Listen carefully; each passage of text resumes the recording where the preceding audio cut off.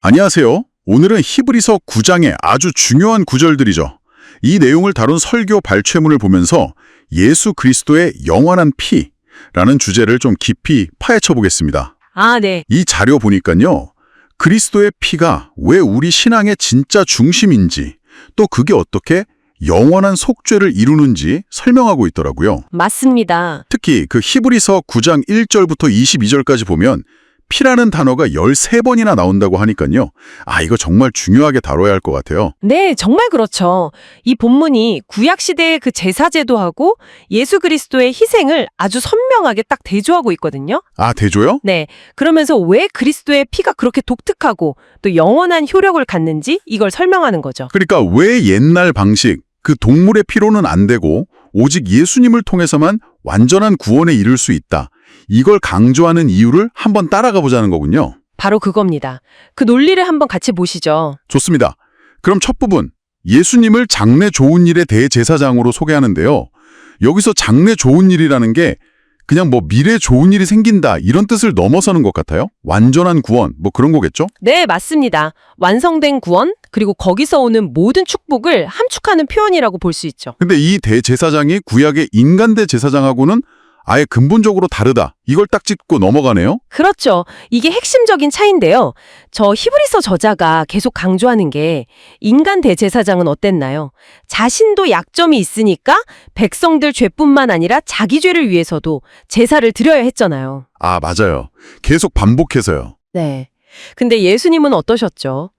죄는 없으신데 우리랑 똑같이 시험은 다 받으셨고, 그리고 단 한 번 당신 자신을 들여서 영원한 속죄를 이루셨기 때문에. 단 한 번이요? 네. 그러니까 더 이상 반복적인 제사가 필요 없다. 이게 결정적인 차이라는 겁니다. 우월성이죠. 그렇군요. 단 한 번으로 영원히 해결하셨다. 그리고 이어서 예수님이 손으로 짓지 않은 더 크고 온전한 장막을 통해 하나님께 가셨다. 이런 표현이 나와요. 이게 뭘까요? 손으로 짓지 않았다. 이 창조 세계에 속하지 않았다.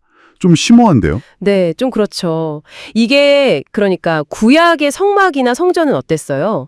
하나님 만나는 길을 보여주는 어떤 모형? 그림자 같은 거였잖아요. 네, 맞아요. 근데 여기서 말하는 손으로 짓지 않은 장막은 그런 땅에 있는 건물이 아니라 진짜 하늘에 있는 성소, 더 크고 완전한 실체, 그러니까 하나님의 나라 혹은 그분의 임재 그 자체를 상징한다고 봐요. 하나님의 임재 자체요? 네.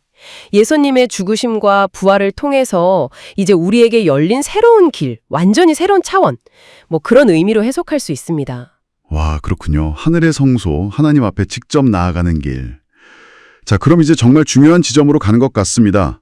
예수님이 염소나 송아지의 피, 그런 동물의 피가 아니라 오직 자기의 피로 그 성소에 들어가셨다는 거예요? 네, 그렇죠. 왜 동물의 피로는 안 되었을까요? 구약에서는 그게 하나님이 정하신 방법이었잖아요. 네, 맞아요. 바로 그 질문에 이 자료가 답을 하고 있는 건데요. 히브리서 다른 구절 10장 4절을 보면 이런 말이 있거든요. 황소나 염소의 피가 능히 죄를 없이 하지 못한다. 능히 없애지 못한다? 네. 그러니까 동물의 피는 죄를 근본적으로 뿌리 뽑지는 못하고 오히려 해마다 제사 드릴 때마다 내가 또 죄를 지었구나 이렇게 죄를 기억나게 할 뿐이었다는 거죠. 한계가 명확했어요. 임시적인 거였군요. 그렇죠. 임시 방편이었던 셈이죠. 그런데 반면에 예수 그리스도의 피는 어떻습니까? 베드로전서에서도 흠없고 점없는 어린 양 같은 그리스도의 보배로운 피라고 하잖아요. 보배로운 피. 네. 이 죄 없으신 분의 피는 단 한 번의 희생으로 영원한 속죄를 이루었다는 겁니다.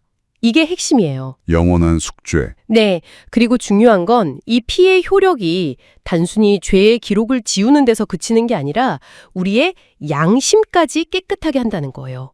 히브리서 9장 14절 말씀이죠. 양심까지요. 와. 네. 그래서 우리가 더 이상 죄책감에 얽매이지 않고 살아계신 하나님을 섬길 수 있게 하는 그런 능력까지 있다는 거죠.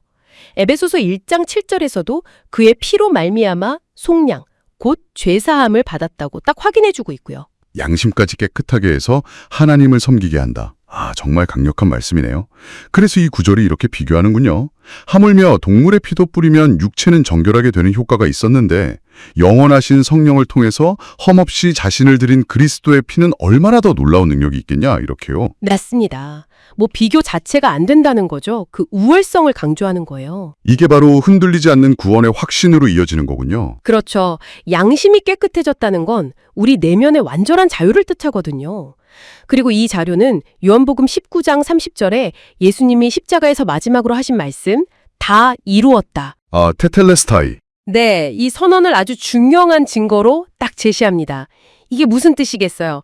갈보리 십자가 위에서 우리의 모든 죄 문제, 저주의 문제, 사망의 권세 문제가 완전히 그리고 영원히 해결되었다는 그런 선포인 거죠. 네네. 그러니까 이 사실을 그냥 머리로만 알게 아니라 정말 굳건하게 믿으라 이렇게 촉구하고 있는 겁니다. 오늘 저희가 살펴본 내용 핵심은 아주 명확한 것 같습니다. 예수 그리스도는 옛날 제사장들과는 비교할 수 없이 훨씬 우월한 대제사장이시고 네, 땅에 있는 성소가 아니라 하늘의 성소, 즉 하나님의 임재 안으로 들어가셨고 그렇죠. 그 방법은 동물의 피 같은 불완전한 게 아니라 완전하신 당신 자신의 피였으며 내 자신의 피로. 그 결과는 단 한 번으로 영원히 이루어진 속죄다 이거네요. 네, 맞습니다. 이게 바로 기독교 복음의 심장이라고 할 수 있겠죠. 더 이상 우리가 뭘 해서 죄 문제를 해결하려는 그런 불완전하고 반복적인 시도가 필요 없다. 예수님이 최종적이고 완전한 길을 열어주셨다. 바로 이 선언입니다. 네, 이 자료에서도 그 다 이루었다는 선언의 무게를 강조하면서 다른 것에 속거나 흔들리지 말라고 당부하고 있거든요. 훌륭하죠. 여기서 여러분께 이런 질문을 한번 던져보고 싶습니다.